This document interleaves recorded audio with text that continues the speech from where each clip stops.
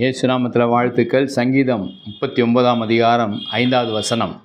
இதோ என் நாட்களின் 4 விடற்கடையாக்கினீர், என் ஆயுசு உமது பார்வைக்கு இல்லாதது போல் இருக்கிறது.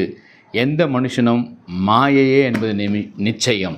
நம்முடைய வாழ்க்கை, மனித வாழ்க்கை இது நிச்சயமற்ற வாழ்க்கை, இது மாயையான ஒரு வாழ்க்கை.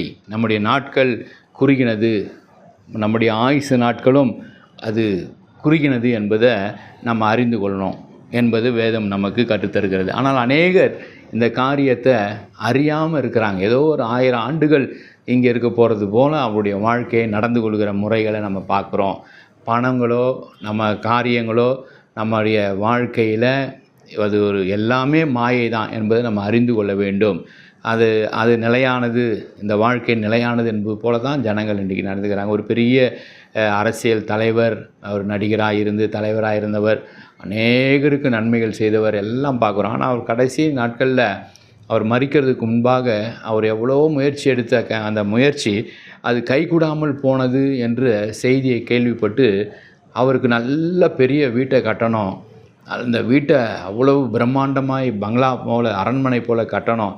அவருக்கு 2 மகன்கள், அந்த மகனுக்கு திருமணம் செய்து அந்த வீட்டில் முதலாவது குடியே போகணும் என்கிறது அவருடைய வாஞ்சை என்று சொல்லி பல காரியங்களை செஞ்சுருக்கிறாங்க. ஆனால் என்ன நடந்தது? அவருடைய ஆசை ஒன்று கூட நிறைவேறலை. அரசியலில் தோல்வி, அவருடைய அரசியலில் அவர் தோல்வியானார். அவருடைய வீட்டை கட்டி முடிக்கிற அந்த வீடு கட்டி கொண்டிருக்கிறாங்க, அதுக்குள்ளே வியாதி வந்து விட்டது. பையனுக்கு மூத்த மகனுக்கு திருமணம் செய்ய வேண்டும் நினச்சார். நிச்சயதார்த்தம் முடித்தாங்க. ஆனால் அதுக்கு திருமணம் செய்யணுன்னா அந்த வீட்டை முடித்த பிறகு திருமணம்னு சொன்னாங்க. அந்த வீட்டை முடிக்க முடியாமல் இழுத்து கொண்டே போனது.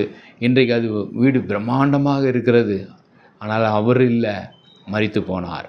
மனுஷனுடைய வாழ்க்கை மாயை என்பதை அறிந்து கொள்ளாமல் இப்படி தான் இருக்கிறாங்க. எல்லாத்துலேயும் கடைசியில் ஒன்றுமே இல்லாமல் வியாதிப்பட்டு எல்லாத்தையும் ஒன்றுமே இல்லை, எனக்கு சந்தோஷம் இல்லை, சமாதானம் இல்லை, நிம்மதி இல்லை என்று சொல்லி அவங்க நினைத்த காரியங்கள் கூட நிறைவேறலையே என்று சொல்லி மரித்து போகிறத பார்க்குறோம். ஆகவே நம்ம ஆண்டவரை நோக்கி பார்ப்போம்.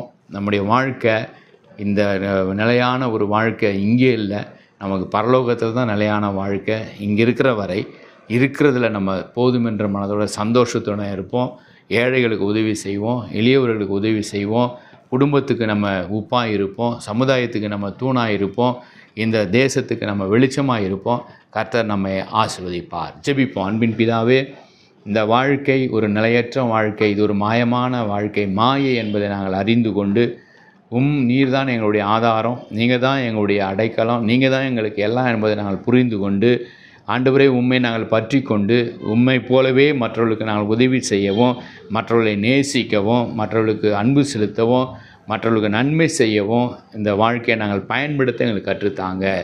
எல்லாவற்றுக்கும் ஆண்டவரே உம்முடைய பிரசன்னம், உம்முடைய உதவி எங்களுக்கு தேவை. அதை இன்றைக்கு தந்ததுக்காக நன்றி செலுத்துகிறோம். ஆசீர்வதிங்க, பலப்படுத்துங்க. இயேசு நல்ல பிதாவே, ஆமேன். God bless you.